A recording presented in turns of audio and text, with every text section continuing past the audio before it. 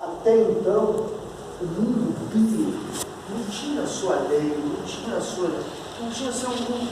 existia uma ignorância com relação a esse mundo biológico. Como tudo veio parar aqui, como tudo é desse jeito.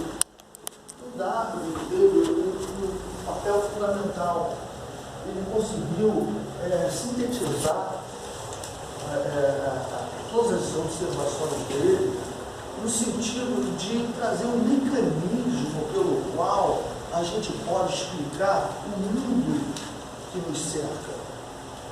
A possibilidade de você testar, experimentar e poder explicar por que o mundo é do jeito que é. Então, essa capacidade de trazer toda essa vontade do homem de entender causas e consequências, engrenagens, fazer máquinas, resolver problemas, você trazer isso para o bio, foi para mim uma grande revolução, me explica, então, um novo sentido da vida. Quais são as forças modeladoras da vida? O que realmente está causando modificações e seleções e tudo do jeito que está?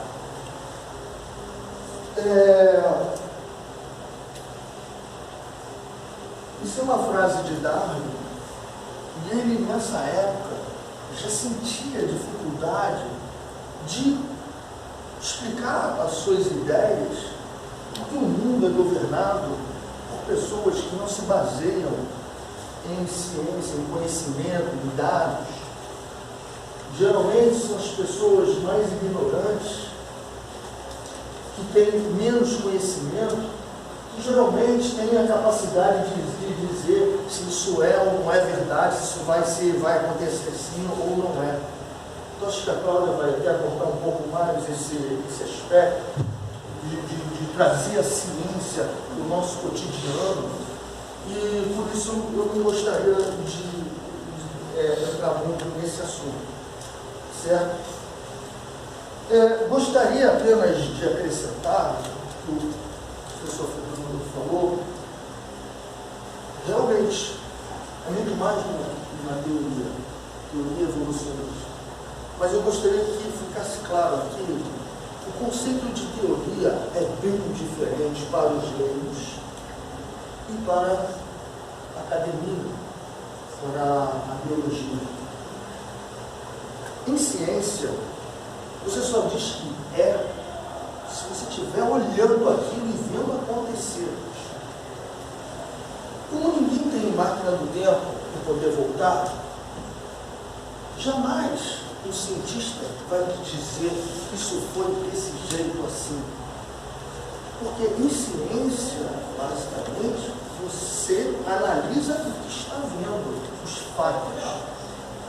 Entretanto, se você tem muitas evidências sugerindo que algo seja daquele jeito, você vai montar então uma teoria, porque várias evidências estão apontando para aquilo. Então, uma coisa é você, o leigo, dizer: quem você acha que matou fulano? Eu acho que foi isso. São palpites. Teoria, para o leigo, tem a mesma conotação de palpite.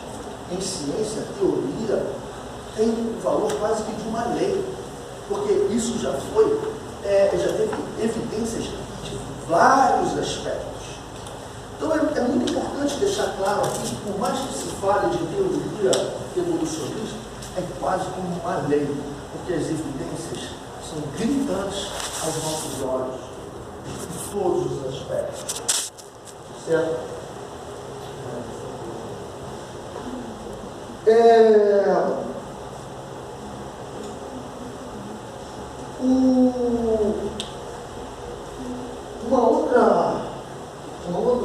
Uma outra questão que eu gostaria, antes de entrar nesse tema, mas de comentar o que o professor Fernando falou, eu sinto na evolução uma tendência a dois caminhos evolutivos. Um é o caminho da simplificação, que foi dado no exemplo das bactérias. Antes das bactérias, existiam as arqueobactérias. e tem um sistema genético mais sofisticado, mais complexo do que de uma bactéria. Se as arqueobactérias são os ancestrais das bactérias, então houve aí um caminho para simplificar.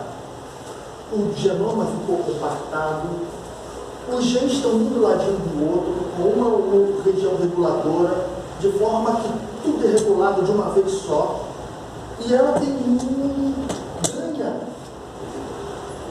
tem sucesso, tem tanta biomassa, porque ela consegue se dividir rápido. Devido à sua simplicidade, a cada 20 minutos ela duplica. Então, ela tem uma estratégia de permanecer no mundo de gerações e gerações através da velocidade de divisão, e para isso ela tem que ser simples. Então, isso é um caminho de sucesso que deixou vários representantes até hoje na natureza. Agora, outro caminho é um caminho da complexidade. E assim você tem o olho de uma águia que é extremamente complexo, especializado. Você tem um dedo especializado para pegar, cada vez mais complexo, não é uma mão simples, é uma mão mais complexa. Então você tem uma tendência a querer, a selecionar organismos cada vez mais complexos. E obviamente não tem nada mais complexo na natureza do que o cérebro humano. Isso é uma característica. E por que está havendo a seleção de características cada vez mais complexas? Porque você vai ter uma resposta para cada intempérie, para cada estresse. Então, se está frio, eu boto casaco. Se está calor, eu entro na água para me refrescar. Então, eu tenho diferentes estratégias de me adaptar, de dar uma resposta ao estresse e, por isso, continuar existindo e ter filhos. Então, essa frase é muito pertinente e muito moderna e muito atual, porque não é a seleção do mais forte, não é a seleção do mais inteligente, é a seleção do que tem capacidade de se adaptar às mudanças. E a gente sabe que a Terra está sujeita a grandes mudanças, mudanças climáticas, mudanças sazonais no ano, mudanças diárias. Tudo está em completa mudança. E os animais que conseguem resistir a essas mudanças, que têm resposta para essas mudanças, eles deixam descendentes. Então, isso serve até para hoje em dia, para a gente. Se você não está aberto para as mudanças, você vai ficar para trás. Certo? Você não vai conseguir ter sucesso. Então, é importante você ter essa capacidade de ter respostas para diferentes estresses. Vejam que a base da evolução é você querer persistir, ao longo das gerações, é você deixar descendentes para a próxima geração. Isso é a base de todo o processo evolutivo, porque, como eu disse, estresse, intempéries, tem o tempo todo. Quem consegue sobreviver e deixar descendente é se ele continua existindo, passa para a próxima geração, passa seu genoma para a próxima geração. Essa lei da seleção natural é tão óbvia e tão básica, ela é tão modeladora do bio, que se você pensar na origem da vida, uma disciplina que eu dou aula lá no campus lá do Fundão, para a turma de biomedicina, origem da vida, a gente começa a falar sobre a origem dos elementos, os átomos. O Então a gente pensa o seguinte: se você tem uma fonte produtora de átomos, você tem algo que está renovando, que são as estrelas que fabricam os elementos, os átomos. Cada explosão de uma supernova é ferro, carbono, oxigênio, tudo produzido. No universo, quando uma supernova explode e há tanta energia que os elementos se fundem, que são formados por todos os outros da tabela periódica, o carbono foi formado. Se o carbono é formado, você já tem uma sementinha da vida, porque o carbono tem 4 ligações, e através de 4 ligações você faz um andaime. Vocês já viram uma estrutura 3D? Se você tem 4 ligações, e se elas são um pouco flexíveis, você consegue montar estruturas complexas. Poucos elementos conseguem fazer 4 ligações e formar estruturas complexas. Bom, hoje em dia já se observa grandes moléculas complexas nas nuvens interestelares.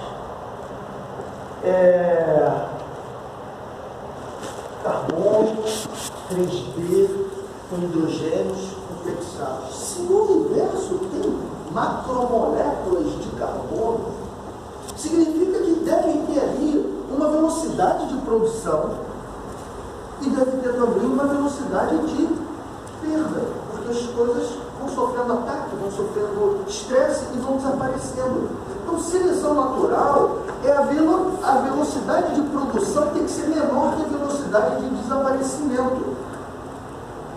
E assim começaram a surgir nas lamas, na Terra primitiva, há mais ou menos 3,5 bilhões de anos atrás, os primeiros lamas que juntavam aminoácidos e serviam como catalisadores. Várias enzimas catalisadoras em bioquímica usam magnésio, ferro, a própria clorofila, a própria hemoglobina, vários elementos da tabela periódica, metálicos, estão lá no sítio catalítico para promover a reação química. Então você começa agora a ter lama, onde tem momento aquoso, momento menos aquoso, catalisação de reações, polimerização de aminoácidos. Então agora a gente tem macromoléculas, pois há uma seleção natural a nível molecular também. Porque se a velocidade de produção de macromoléculas for maior do que a velocidade de desaparecimento, por luz ultravioleta, por outros raios mais cósmicos que quebram essa macromolécula, essa quebra tem que ser menor do que a produção. E de repente começou a aparecer, já foi construído no laboratório moléculas de RNA com capacidade autoduplicante. Ela mesma serve de molde para produzir mais dela mesma. Uma molécula com capacidade de reprodução, de duplicação. Pois nesse momento você tem seleção natural. E já fizeram seleção natural de molécula ou artificial. Um RNA autocatalítico que produz mais dele mesmo. Por isso diz que tem o mundo do RNA, porque deve ter começado com RNAs moleculares, macromoléculas se duplicando. Aí você imagina que se você pegar essa proteína autoduplicante, passar numa coluna de cromatografia, com aminoácidos presos ali, alguns desses RNAs autoduplicantes vão grudar no aminoácido. Aí você lava tudo, o que não grudou saiu, e depois você joga algo que vai desgrudar, que você selecionou. Se você fizer isso 10 vezes, você vai começar agora a selecionar uma molécula autocatalítica que se duplica e que também gruda em aminoácido. Começou ali a interação RNA-proteína muito comum no ribossoma. Em suma, a seleção natural é a força modeladora do livro que foi Charles Darwin que percebeu isso. Certo? Próximo. A Cláudia também vai tocar nesse assunto. Como o professor Fernando falou, é muito difícil falar, aceitar a evolução, porque significa vamos reler as escrituras sagradas. Agora, a gente não pode mais, se a gente acredita nos fatos, no que está sendo observado, no que está sendo visto, e se você vê que na literatura sagrada ela está diferente, eu, como cientista, eu não consigo deixar de acreditar no que eu estou vendo. Então, provavelmente, o que está escrito ali no livro sagrado é uma metáfora. Imagina explicar para um bando de ignorantes no início da humanidade sobre coisas tão complexas, tão filosóficas, tão assim, então talvez tenha sido escrito de uma maneira metafórica. Ok?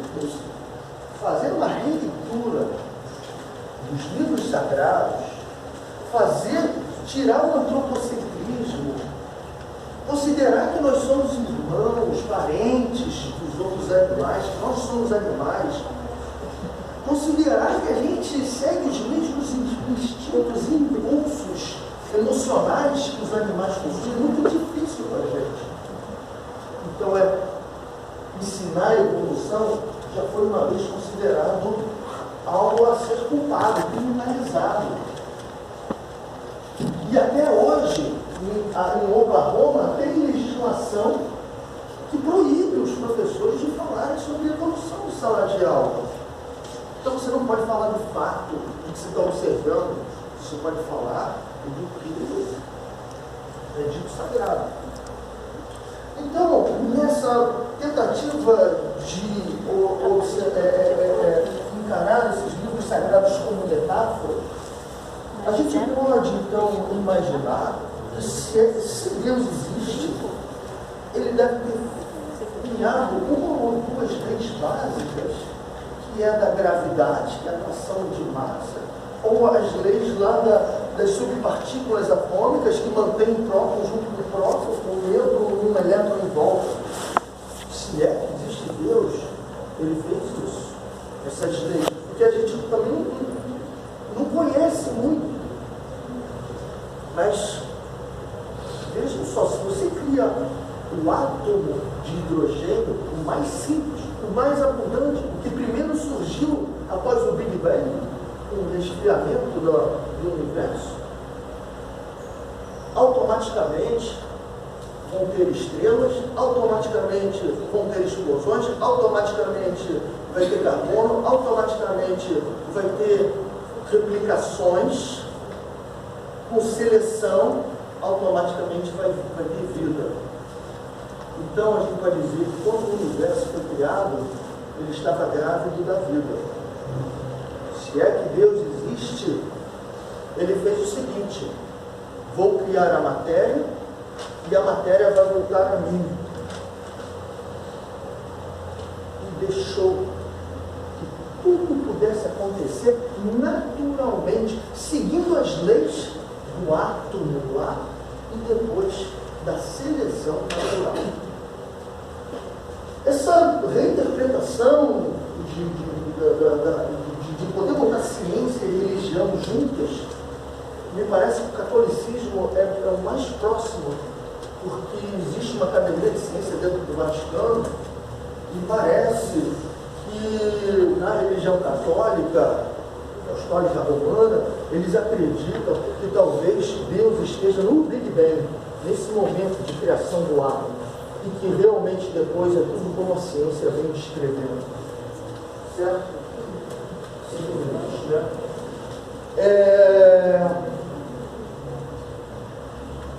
Eu gostaria também de dizer para vocês que um grande motivo pelo qual é difícil engolir o que Darwin falou, seleção natural, disso por lei, é porque a gente, quando a gente começa a estudar, começa a perceber, a gente começa a ver que a evolução é de forma modular. São módulos que são sucesso e que vem sendo conservado através da seleção natural, e esses módulos podem se recombinar e dar algo, uma propriedade superior. Em biologia, 1 mais 1 não é 2, 1 mais 1 é 3. Porque a soma das unidades vai dar algo a mais, que um sozinho e o outro sozinho não conseguiam dar. Por exemplo, um tronco de árvore. Um tronco de árvore serve para muita coisa, olha, um tronco de árvore. O outro tronco de árvore, também serve para muita coisa. Bom, são iguais. 2 troncos juntos, viram uma embarcação, viram uma jangada. Eu consigo me deslocar em outro ambiente. Uma propriedade extra, que a soma das unidades sozinhas, as unidades sozinhas não conseguiriam ter. Na evolução, a gente tem no tempo todo módulos. Eu sou próximo de olhos, por favor. E assim a gente vai do átomo à Terra, como se fosse um grande organismo, Gaia. Então, 2 átomos juntos formam uma molécula, mas uma molécula é muito mais do que 2 átomos separados. E assim você chega na célula, no tecido, no órgão, no animal, na comunidade, no ecossistema. E por que esses módulos são importantes? Imagina então a evolução de um meio de transporte, uma carroça. Uma carroça, ela funciona muito bem, é sucesso, vem sendo selecionada porque é o que se tem de mais moderno naquela época. Agora, imagine se um lampião da rua é posto na frente da carroça. Um módulo, que é iluminação, que servia para uma coisa, outro módulo, que é uma charrete, que serve para outra coisa, mas os 2 juntos permite agora uma charrete noturna. Você precisa reinventar as coisas? Não. Você só combina e você tem novas propriedades. Por exemplo, uma bexiga natatória aciona um programa de formação de vasos, um módulo formação de vasos sanguíneos na bexiga natatória. Isso é o início de um pulmão.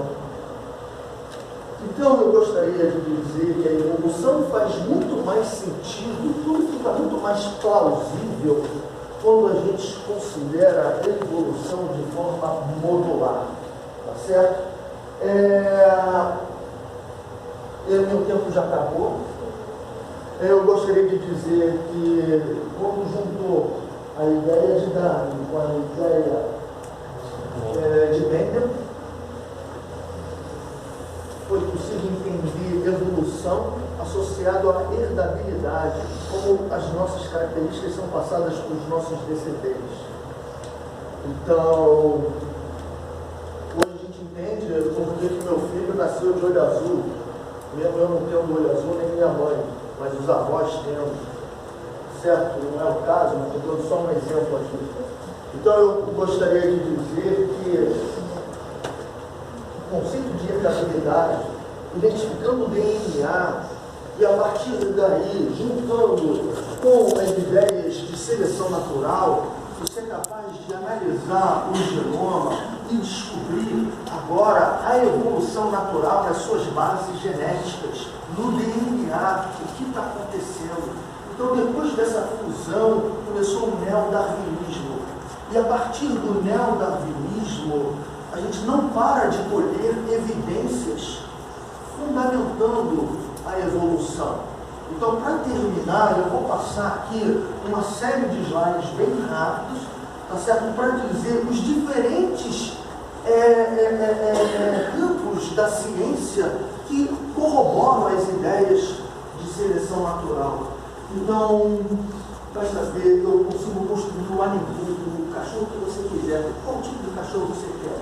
É para ficar no colo? É para tomar conta? Eu fabrico para você. Eu só preciso de 5 gerações. Isso é seleção. Isso mostra como o mundo bio é plástico. plástico, e sendo maleável, plástico e variável, a gente consegue selecionar artificialmente e conseguir essa miríade de formas caninas. Então, isso é uma evidência. Outros são os fósseis muito bem posicionados em estratos geológicos que correspondem às datações, mostrando que os animais vão ficando cada vez mais complexos ao longo da história da Terra.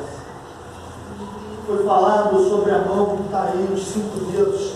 Temos aqui um exemplo da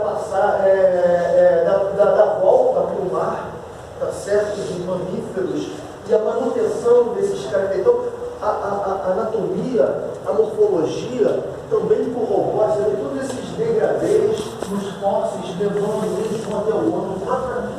A história do cavalo, você tem registros fósseis mostrando todo esse progresso. Comparando o DNA e vendo as diferenças no DNA, você é capaz de traçar um relógio biológico. Qual é a taxa de mutação? Quantas mutações vão acontecendo por milhares de anos? Então, comparando o grau de diferença entre o DNA dos diferentes bichos, eu consigo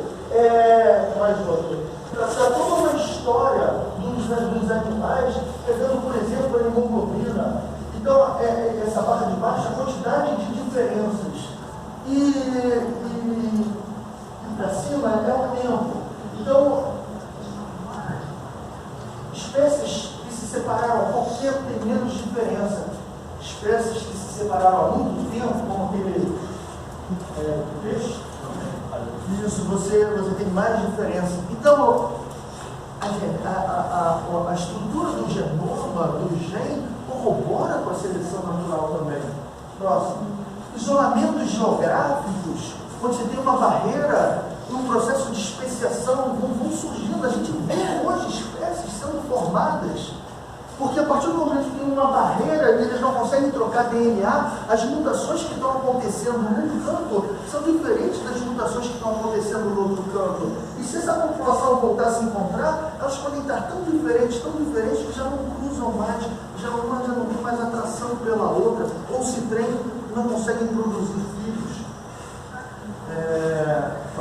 A gente consegue traçar até a história do ser humano, sendo o Homo sapiens surgido na África, e quando ele migrou para a Europa e para a Ásia, ele cruzou com essas outras espécies, e nós temos DNA de australopithecus no nosso cromossoma, como pode ser visto naquela ali, e do Homo florensis, aqui já pelo lado da Ásia. Então a gente vê no nosso genoma pedaços que são antigos. Hoje em dia já se sequencia DNA desses fósseis e observa essas sequências presentes no nosso genoma. Então a gente pode saber história também do ser humano. O metabolismo, isso aqui é um mapa metabólico, é a maneira como a gente usa a glicose para fazer ATP. Até uma bactéria tem esse eixo central ali, o resto mas o eixo central, que é o uso da glicose para fazer ATP, isso foi inventado e vem sendo preservado até hoje. Então isso um outro indício. Próximo. Os órgãos, a maneira como eles interagem com todos os animais, é tudo muito semelhante. Próximo. O desenvolvimento embrionário é extremamente semelhante. Todos passam por esse estágio filotípico. Todos passam de uma massa de células que se organizam no corpo.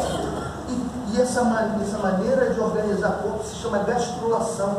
Todos os animais gastrulam, todos passam de uma massa com o corpo organizado, onde já sabe onde vai nascer olho, perna, coração. Então, nós somos variações do mesmo tema. Tá? Próximo. Nós todos, por mais diferentes que são os animais, todos passam por esse estágio de organização do corpo, que é comum para todos os animais. Próximo.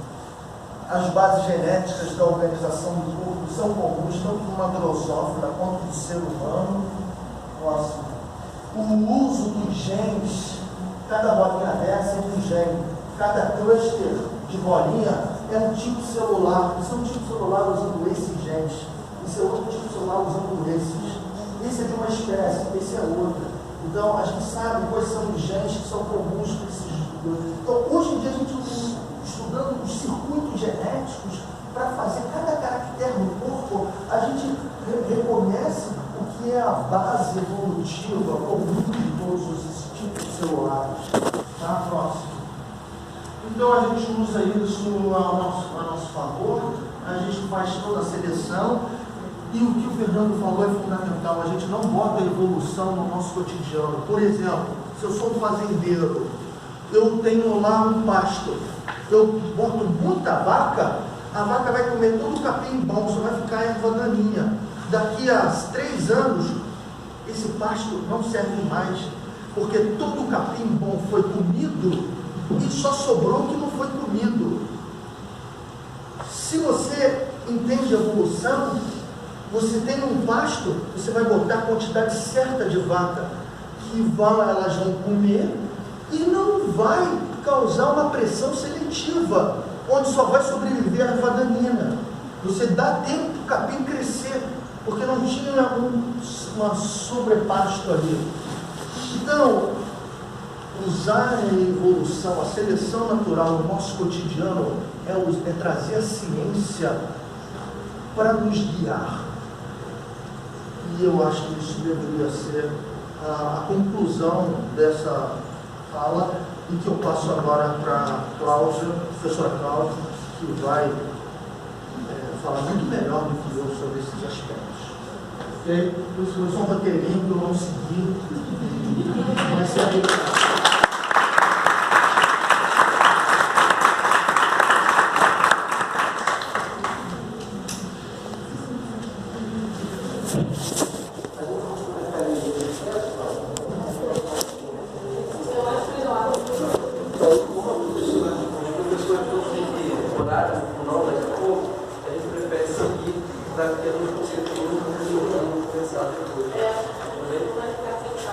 Só lembrando que tem uma lista de presença, então quem tiver presença de manhã e tarde, não precisa sorteio sobre a origem das espécies. Tá, pessoal. Passado.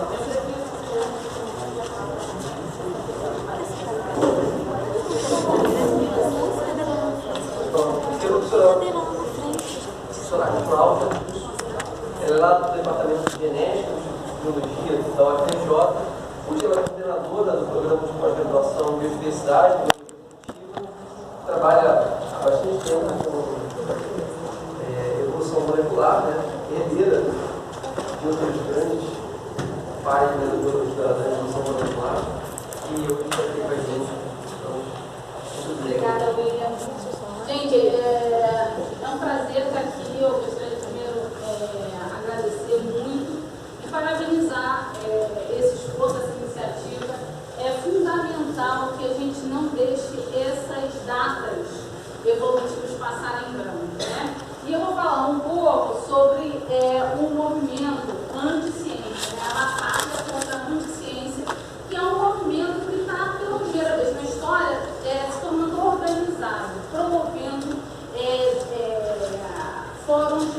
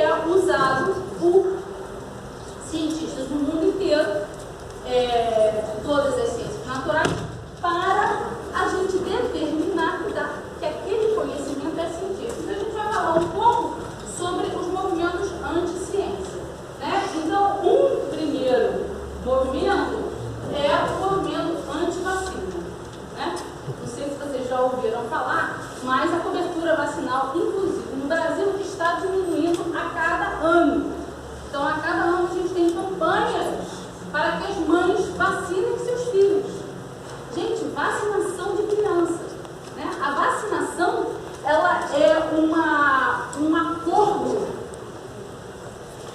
da comunidade para a prevenção de doenças. Isso acontece, o desenvolvimento das vacinas diminuiu a mortalidade infantil em números drásticos durante um século. Aí a gente agora lida com movimentos que querem corromper esse pacto anti-vacina. E ainda a gente vê que a origem desse movimento anti-vacina, na verdade, vem das classes média e classes altas. Né? Da classe média e da classe alta. Então, além de um movimento complicado, ele vem de uma característica egoísta. Porque a classe média e a classe alta, se o filho acaba contraindo a doença, essa família vai ter dinheiro suficiente para que todos os médicos, melhores médicos, disponham, fiquem disponíveis e vão tratar do seu filho. Mas essa criança doente vai pôr em risco crianças de outras famílias que não têm essa capacidade, essa disponibilidade financeira. Então, a gente tem doenças preveníveis retornando. Por exemplo, aqui a gente tem sarampo nos Estados Unidos, só que em 2008 não tinha nem caso de sarampo nos Estados Unidos, e aqui é 2014. O vermelho é sarampo e o verde é coqueluche. Então são duas doenças preveníveis por vacina e que estão voltando. E como nasce o movimento anti-vacina? Nasce de uma publicação de uma das revistas mais prestigiosas da medicina, que é The Lancet. O impacto, o fator de impacto, não sei se vocês já ouviram falar, mas o fator de impacto é uma das medidas de qualidade de um periódico. Dessa Lancet é 45, ou seja, na média, cada artigo dessa revista é citado 45 vezes.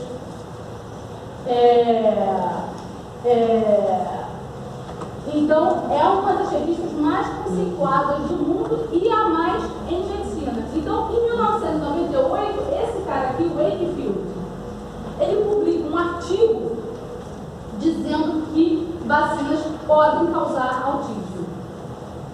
E aí, depois, esse cara, Wakefield, ele foi acusado de ter sido comprado por advogados que queriam processar as companhias farmacêuticas que estavam fabricando vacinas.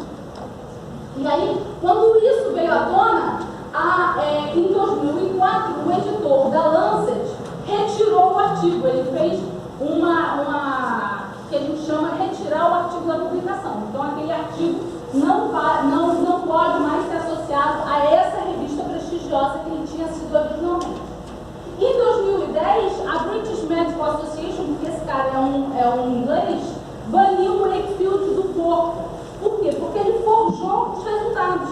E esse cara, junto com outros membros da equipe, depois admitiram ter forjado as evidências ligando vacinas ao autismo. Então, esse cara é responsável por um genocídio em massa de crianças. Então, esse movimento anti-vacina tem essas características. E a gente vem para outro, né? A Terra plana. Vocês viram, né? Vocês acham que isso é engraçado? Eu acho isso péssimo. Isso é uma tristeza, gente. A gente vai voltar até quando? O movimento Terra plana, neste ano de 2018, fez o primeiro congresso brasileiro de terraplanistas. Acreditem vocês. A inscrição começou custando R$70. O pessoal achou caro, baixou para 40. Aí depois eles passaram a aceitar 2 inscrições com uma inscrição, com uma taxa de pagamento só. Mas foi realizado o primeiro congresso brasileiro de terraplanistas. Qual seria a conclusão que vocês acham? Que em todas as palestras aconteceu. Qual foi a conclusão de todas as palestras? A Terra plana. mesma lógica da conclusão de todos os artigos e todas as palestras sobre criacionismo. Qual é a única conclusão que ele chega? Evolução não aconteceu. A diversidade foi criada. É a mesma conclusão. Se vocês lerem, eu me dei o trabalho de ler. Tá? Eu me dei o trabalho de ler. Todas as conclusões são exatamente as mesmas, que são a mesma conclusão do que a premissa para você estar lá. Então, na verdade, o conteúdo informativo que você ganha é nulo num congresso desse. E quais são os argumentos, professor? São ótimos. Por exemplo, da Terra plana, alguém tem uma régua? Aqui, alguém tem uma régua? Sério? Olha só. Gente, isso aqui, se eu tivesse um esquadro, olha isso aqui é plano. Alguém tem alguma dúvida? Olhando para o horizonte do mar infinito, que a Terra é plana? Mas e quando a gente chega no final, o que acontece? A gente cai da borda?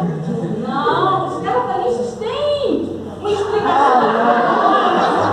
É a teoria do Pac-Man. Quem lembra do jogo Pac-Man?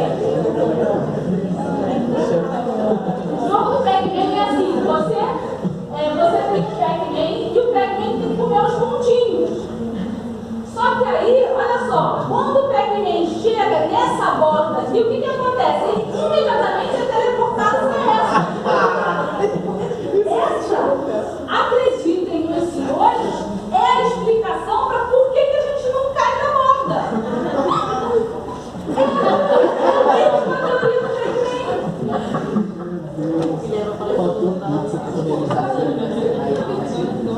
Evidências que a Terra esférica. Sim, temos fotografias, fotos, filmes, centenas, milhares, milhões de todos os ângulos possíveis, todos os dias. Mas eles insistem em sustentar que existe uma conspiração planetária de cientistas.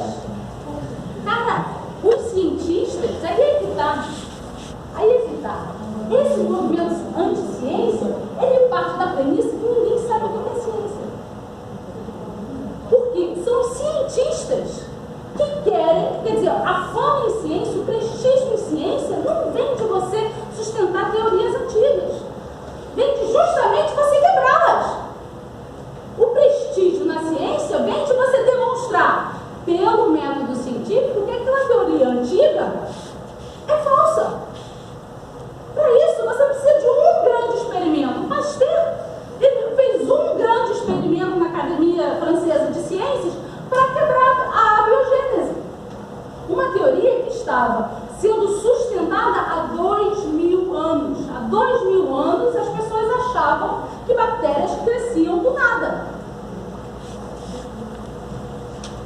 Tá certo? Então, Pasteur fez um experimento, chamou a academia inteira de ciências da França, botou no auditório, fez o experimento ali na frente de todo mundo. Ali acabou a abiogênese. Com isso também acabou as práticas sanitárias daquela época. Né? As pessoas morriam porque os médicos não lavavam a mão antes da cirurgia.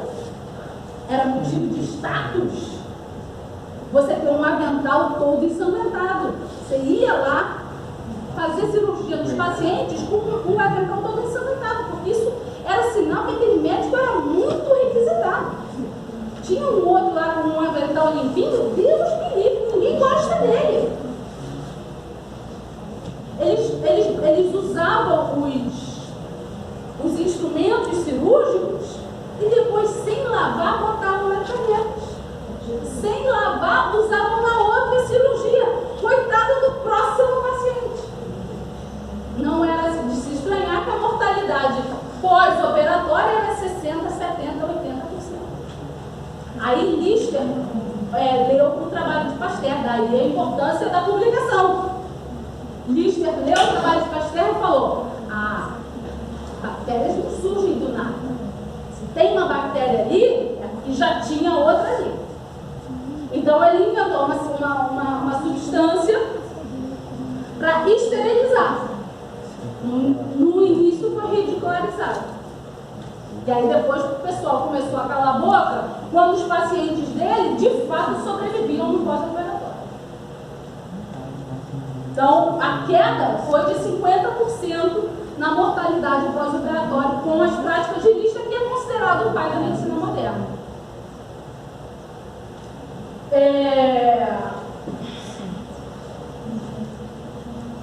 E a gente volta para o criacionismo.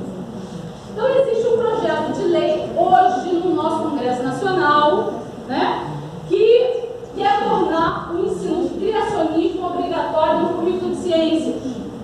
Eles querem dar a mesma ênfase para o criacionismo e a mesma ênfase para a evolução como teorias explicativas da diversidade biológica. Agora, repara, gente, olha como o pastor Marco Feliciano define evolução. Evolução é uma célula viva, uma célula primitiva que se tornou viva. Tipo Frankenstein, lembra? Levou um choque e ficou vivo. Só que nesse caso é com o Big Bang. Quer dizer, esse cara que não tem a menor ideia do que é evolução, que certamente não entende as reverberações evolutivas em todo lugar, em todo mundo, a cada momento que você usa um princípio evolutivo, ele vai escrever um projeto de lei para determinar o que nossos alunos vão aprender na escola. A evolução, a biologia sem evolução é a mesma coisa que você tentar entender a política sem a história. Por quê? A evolução é a história da biologia. Desde o início da nossa história, que é a origem da vida, todas as ramificações intermediárias, até o momento de hoje. Não dá para entender biologia sem evolução. A biologia sem evolução é uma biologia do decoreba.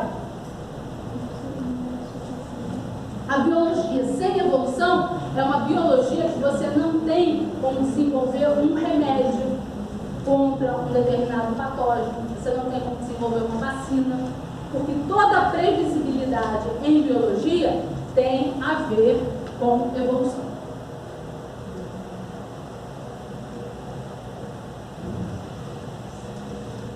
E por que Darwin, né? Darwin, por alguns criacionistas, é colocado como um enviado do diabo. E por quê? E por que eles colocam dessa forma? Porque as adaptações que Darwin explicou tão maravilhosamente bem e tão naturalmente eram as evidências claras e incontestáveis da existência e da bondade divina. O fato de que a gente tinha, né, insetos, como nesse caso aqui de baixo, a gente tinha insetos que se assemelhavam às folhas para tentar fugir dos predadores, era uma evidência de que Deus, em toda a sua bondade e sua capacidade, tinha feito ele dessa forma para que ele conseguisse fugir de seus predadores.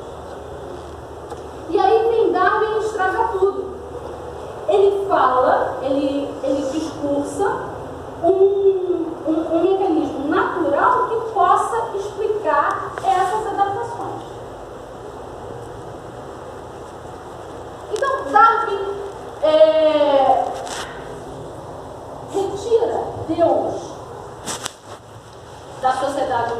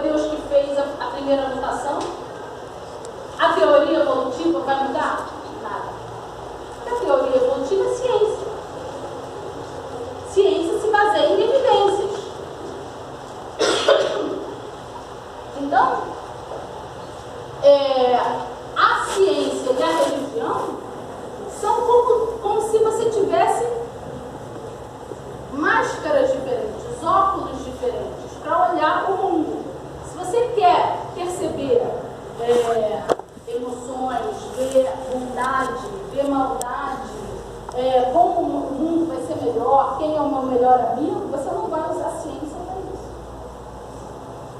Mas se você quer entender como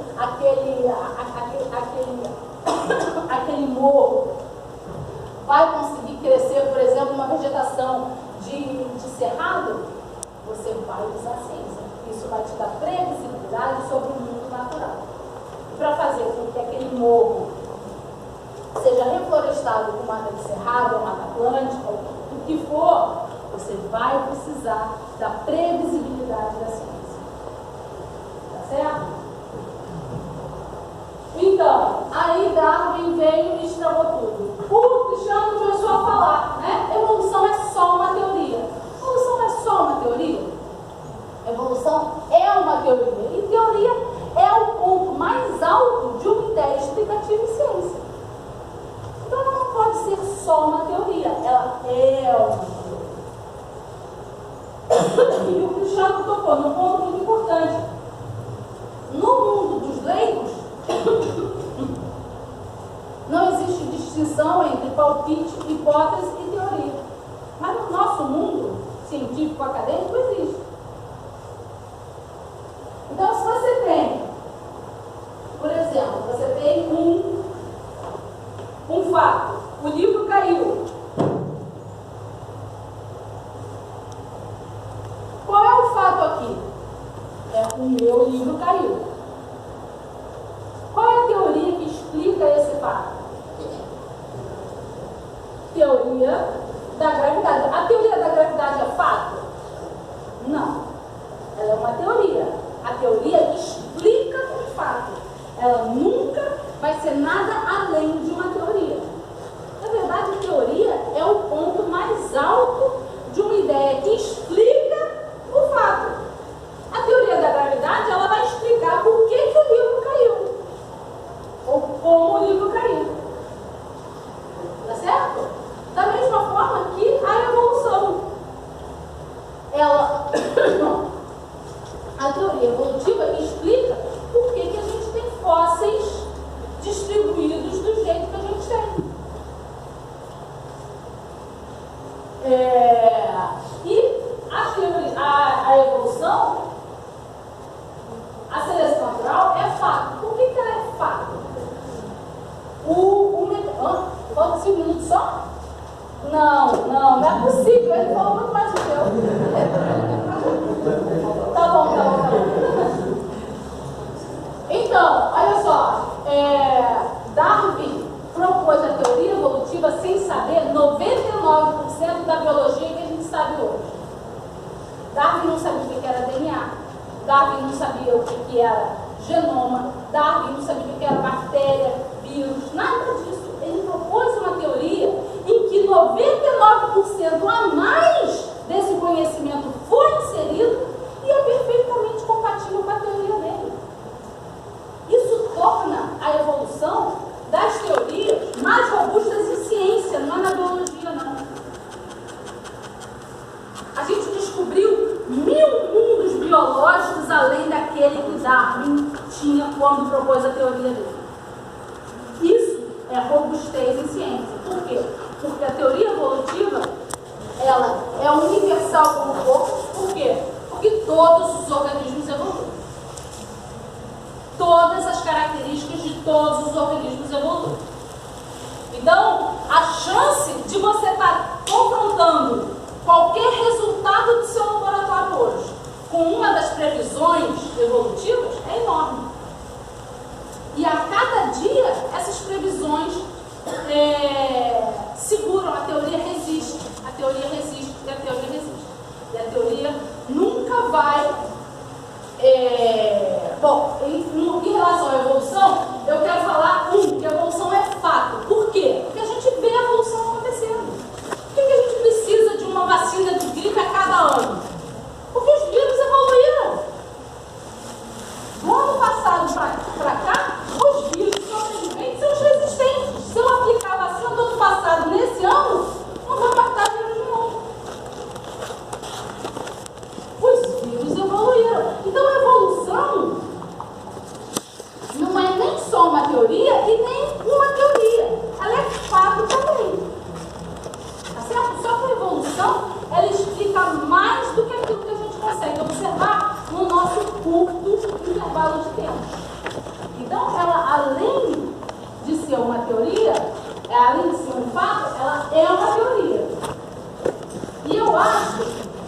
para vocês conseguirem convencer, e aí eu uso mão da capacidade e da paciência eterna de cada biólogo, né, que vocês vão se tornar.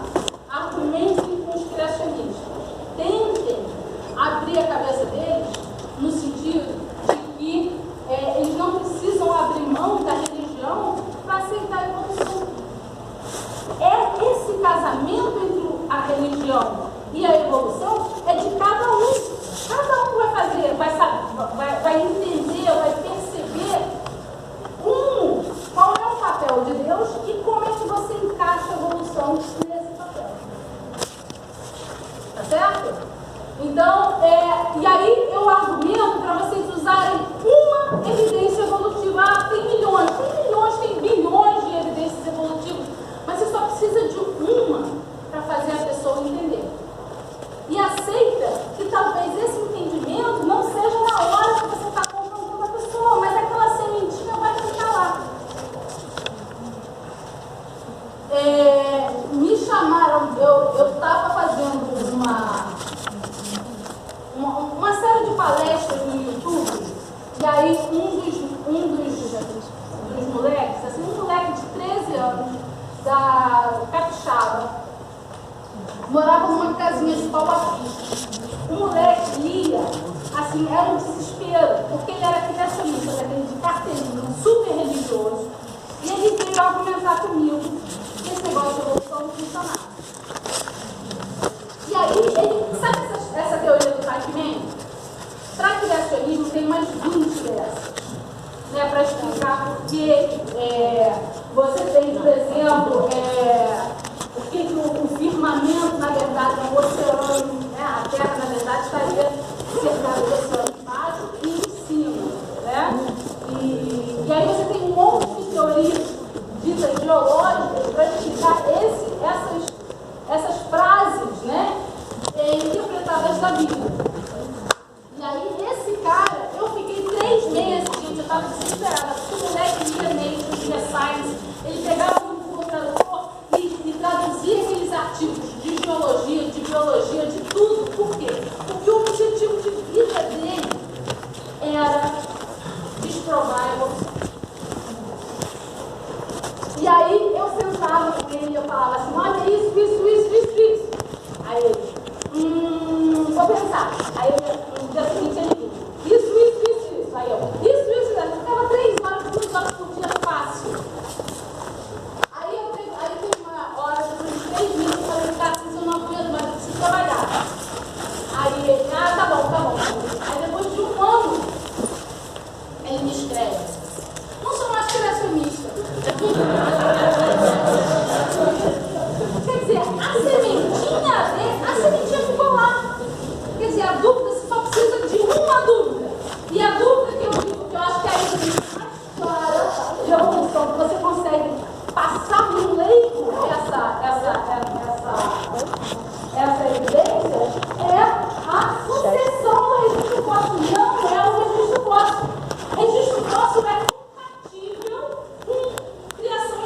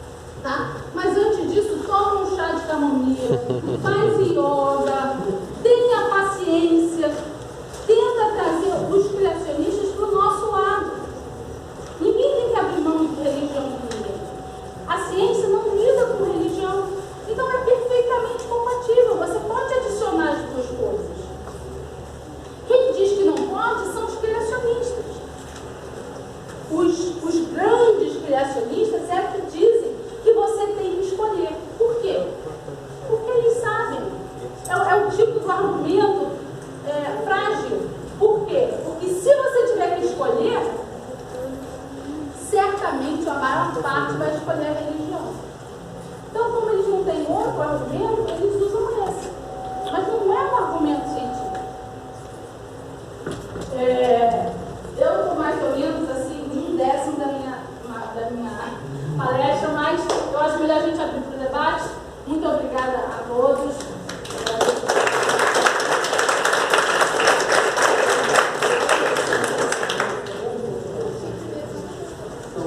A gente tem não muito tempo, porque os nossos professores têm compromissos logo mais no fundão. Então a gente vai ter uns 15 minutinhos aproximadamente aqui. Eu convido os três para sentarem aqui na frente e abrir um espaço de debate entre os três e também com a plateia. Então aqueles que tiverem vontade de fazer uma pergunta, um comentário, eu só peço que use aquela técnica da mãozinha. Tá? Tem até uma técnica mais elaborada que é se tiver primeiro você coloca um, depois você pensa em algum lugar, você coloca 2 dedos e ele vai organizando. Eu quero fazer uma pergunta para o Fernando. Eu sei de uma forma que um alienígena pode ter 5 dedos, pâncreas, tudo isso. O do seu ET lá, o ET de não sei onde, na verdade não é alienígena, mas alguma pessoa da Terra. A especiação é o evento, é o processo evolutivo, um dos processos evolutivos mais comuns. Né? Ela gerou toda a diversidade biológica presente hoje e toda a diversidade biológica presente em todos os tempos biológicos, né? Desde a origem da vida. Então, a nossa espécie humana temos 7 bilhões de pessoas. E o número grande de indivíduos é uma das premissas para ficou muito grande, especia. Ficou muito grande, especia. Como é que a gente vai imaginar que a gente nunca vai especiar? Ele pode ter viajado, ele pode ter voltado. Estou falando de uma espécie diferente, que vai ter as mesmas características, só que ele não é, ele é descendente da nossa espécie. Por quê? Olha só, eu sempre conto de um casal de amigos que eu tenho, né? Eu tenho um casal de amigos que foi casado, antigo casal, né? Eles foram casados durante 10 anos. Durante 10 anos eles tentaram ter filhos. Nunca tiveram filhos.